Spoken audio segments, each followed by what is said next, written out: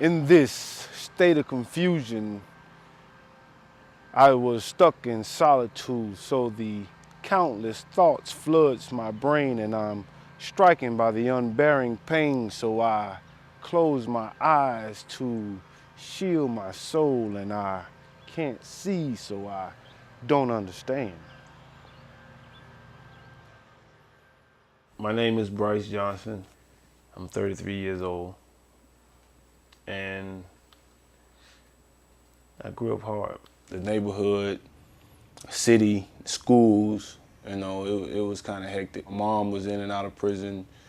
My father was private eye for the Marines overseas. So I just pretty much grew up in the streets. How can my bricks be missing too when all I did was what I was supposed to do or what I knew to do, so it came back and bit me. So they shipped me. Now I'm filthy and I don't understand. I was 18 years old. I was charged with felony murder. I was convicted of complicity. And complicity says that I was legally responsible for the actions of another. It was 2 years and 6 months before I could actually go to trial. I really didn't reason with my conviction. I never really accepted my conviction. And I wanted to get out, I wanted to get away, so I escaped. One of my favorite shows was MacGyver, and I learned a lot watching MacGyver.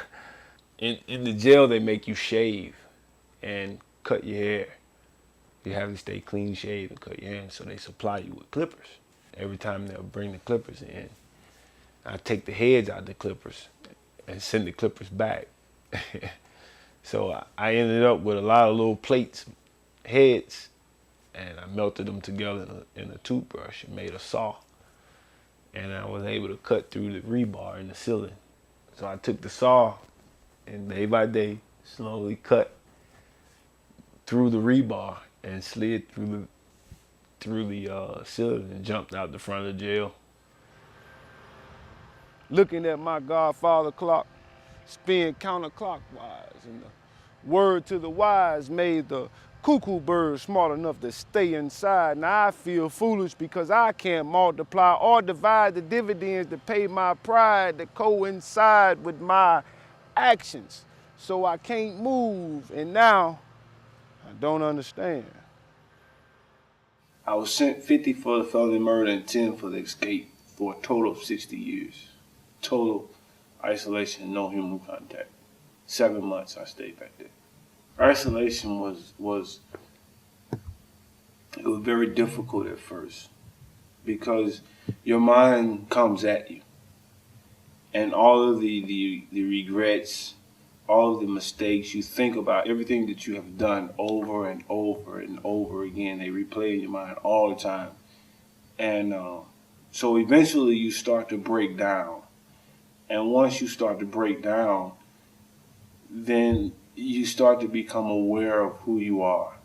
I immediately enrolled in the GED program and took some self-help classes, history classes, psychology classes, math classes to the highest degree, theater classes, filming classes. So I was just taking classes on classes on classes, anything that let me do to learn more new things.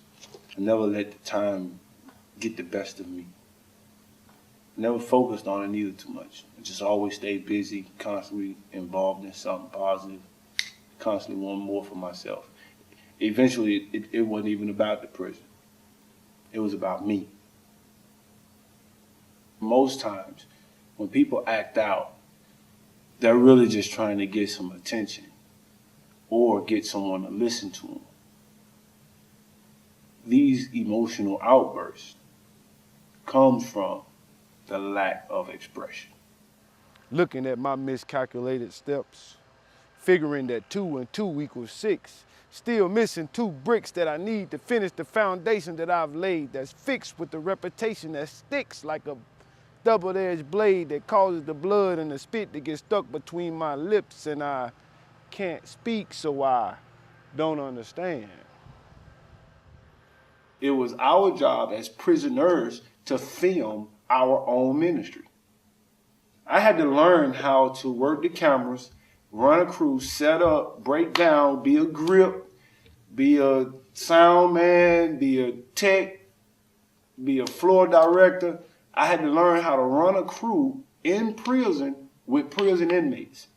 It was a challenge because none of us knew anything about cameras or production or anything like that. So we went at it wholeheartedly.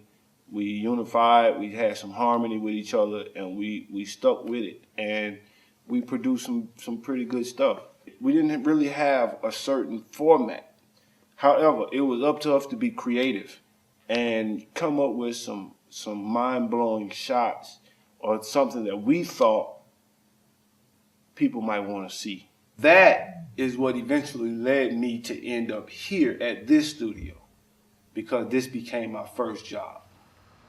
The countless thoughts that floods my brain had me stricken by the unbearing pain, so I closed my eyes to shield my soul, and I can't see, so I don't understand.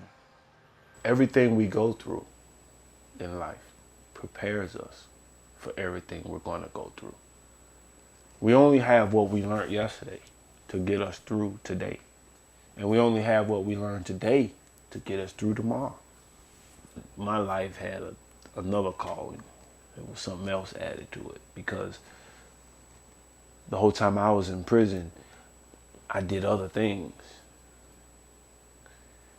that normal prisoners wouldn't do. So